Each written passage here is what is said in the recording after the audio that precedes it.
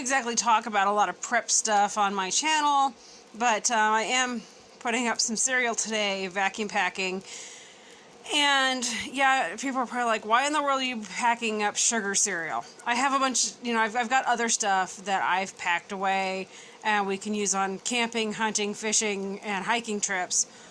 But let's face it, when you have kids, or even my husband, there's a sugar sweet tooth, and there's nothing wrong with packing a little bit for them to enjoy now and then.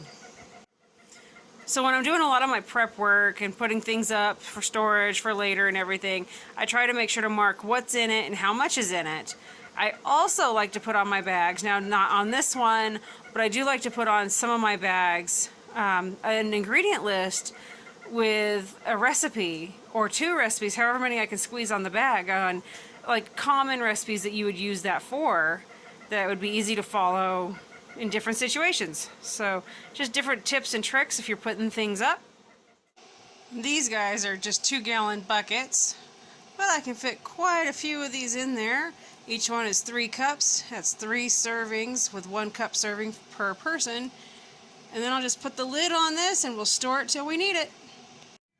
Hey guys, it's Audra from Homesteading in Idaho.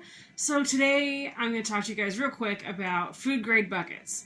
We all want them, right? We've all got many different uses for why we want food grade buckets. Obviously for storing food, but they've got tons of other options for use. I've stored seeds in them. I actually have stored my yarn in them, some sewing stuff, things I don't want mice to get into, things of that nature. I've stored things for our animals, for our goats. It just makes it really easy to have them in one place, right? You just read a label that you've written on it and you know what's in it.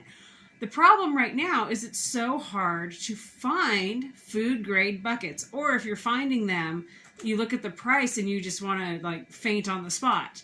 So anyway, these ones are from our local Walmart. A friend of mine, I was trying to locate some more food grade buckets. I could not believe the pricing I was seeing, and I was like, this is ridiculous. So I called a friend of mine, sent her a message, and I was like, hey, does your store sell these?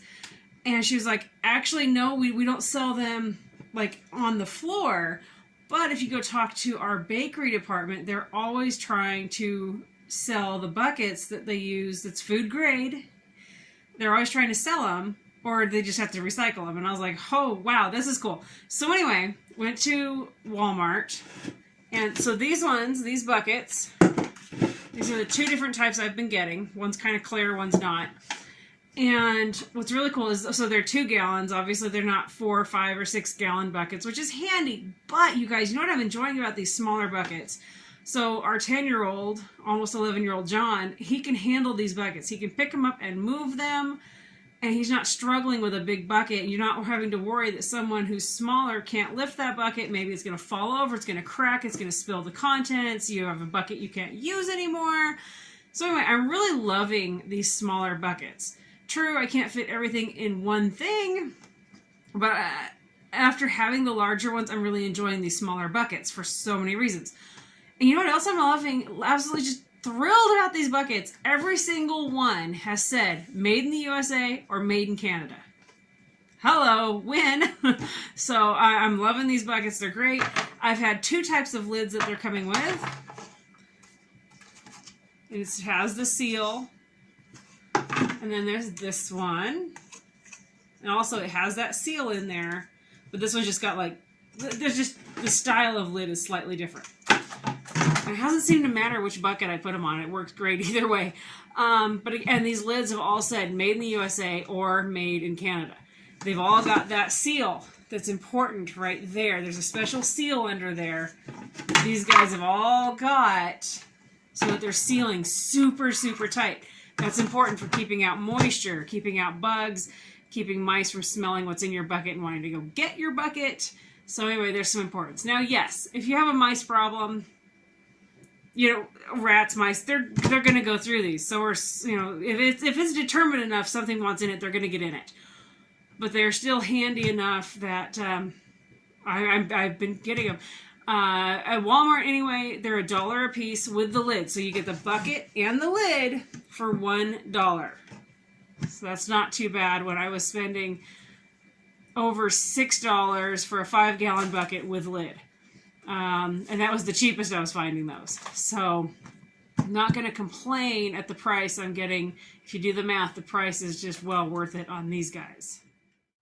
I just finished up watching Meg and Ben Holler's video over at the Holler Homestead, and they were laughing how they'd had a snow day that consisted of maybe 5 snowflakes, and got this aimed toward that tree so that maybe we can catch a snowflake on film. But our winter has been dismal in terms of snow. Like, terrible.